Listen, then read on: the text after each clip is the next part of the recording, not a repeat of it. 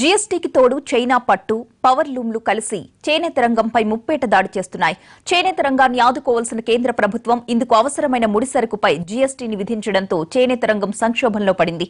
పన్నుపోటు నుంచి మినహాయింపు ఇవ్వాలని ఈ రంగంపై ఆధారపడ్డ కుటుంబాలు కోరుతున్నాయి. ప్రకాశం జిల్లాలో చేనేత కార్మికుల కష్టాలపై ఒక రిపోర్ట్. ఏపీలో 5 లక్షల మగ్గాలు గతంలో ఉండగా ప్రస్తుతం వాటి సంఖ్య 3 లక్షలకు పడిపోయింది. డిమాండ్ ఉన్నప్పటికీ చేనేత రంగం లాభసాటిగా లేకపోవడంతో మగ్గాలు చాలా వరకు మూతపడుతున్నాయి. మూలిగే నక్కపై తాటిపండుల జీఎస్టీ ప్రభావం చేనేత రంగంపై తీవ్రంగా పడింది. చిలపలపై 5%, జరీపై 12% పన్నును కొత్తగా విధించారు. దీంతో పెరిగిన ధరలతో చీరల కొనుగోళ్లు తగ్గాయి. ఫలితంగా ఆర్డర్లు లేక చేనేత కార్మికులు ఆర్థిక సంక్షోభంలో కూరుకుపోతున్నారు.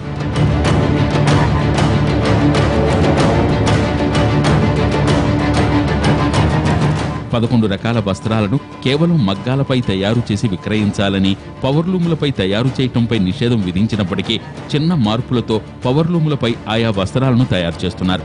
దీంతో మగ్గాలపై నేసిన చీరెలు, ఇతర వస్త్రాల కంటే పవర్లూంపై చేసిన వాటి ధర తక్కువగా ఉంటుంది. దీంతో మగ్గాలపై నేసిన చీరల కొనుగోళ్లు తగ్గుతున్నాయి. నానాటికి దిగజారిపోతున్నటువంటి చేనేత పరిశ్రమకి ఈ జీఎస్టీతో ఆర్థిక పరంగా, వృత్తిపరంగా వృత్తి కనుమరుగైపోతుంది.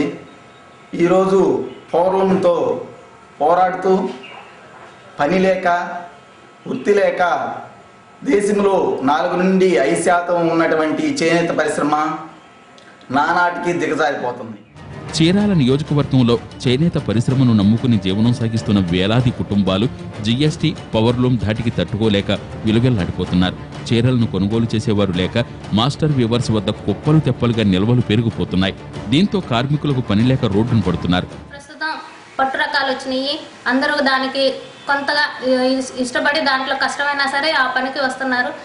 అట్లా వచ్చినా కూడా ఆ పట్టు ధరలకు వచ్చి జీఎస్టీ పెరిగిన దీనితో నేపథ్యంలో నేసిన చీరలన్నింటినీ స్టాక్ పెట్టేసుకోవాల్సి వస్తుంది.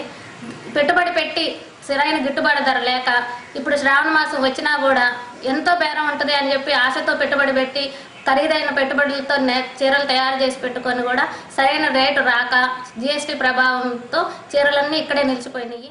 కేంద్ర, రాష్ట్ర ప్రభుత్వాలు ఆప్కో ద్వారా కొనుగోలు చేయాల్సిన చేనేత వస్త్రాలను కూడా కొనుగోలు చేయకపోవడంతో మరింత దుర్భర జీవనాన్ని గడపాల్సి వస్తోందని వారు ఆవేదన వ్యక్తం చేస్తున్నారు. శ్రావణ మాసంలోనైనా వ్యాపారం జరుగుతుందని భావిస్తే ఆశలు అడియాసలే అయ్యాయని చెప్తున్నారు. రేట్లు పెరిగిన నేపథ్యంలో చేనేత వస్త్రాన్ని ధరించాలని చెప్పి కుతూహలం ఉన్నటువంటి ఈ కొనుగోలుదారులు సైతం ఈ రేట్లు చూసి వెనక్కి తగ్గుతున్నటువంటి పరిస్థితి. ఈరోజు ఉత్పత్తి అయిన సరుకు ఎక్కడికక్కడే నిల్వలు మిగిలిపోయి ఉన్నాయి. అదేవిధంగా ప్రభుత్వం ఈ జీఎస్టీ విధించి ఇటు చేనేత కార్మికులకి ఇబ్బందులు పాలు చేసినటువంటి విషయాన్ని పాలకపక్షాలు ఎందుకు గుర్తించట్లేదు? ఎకనైనా కేంద్ర, రాష్ట్ర ప్రభుత్వాలు చేనేత కార్మికుల కష్టనష్టాలను గుర్తించి జీఎస్టీని రద్దు చేయాలని కోరుతున్నారు.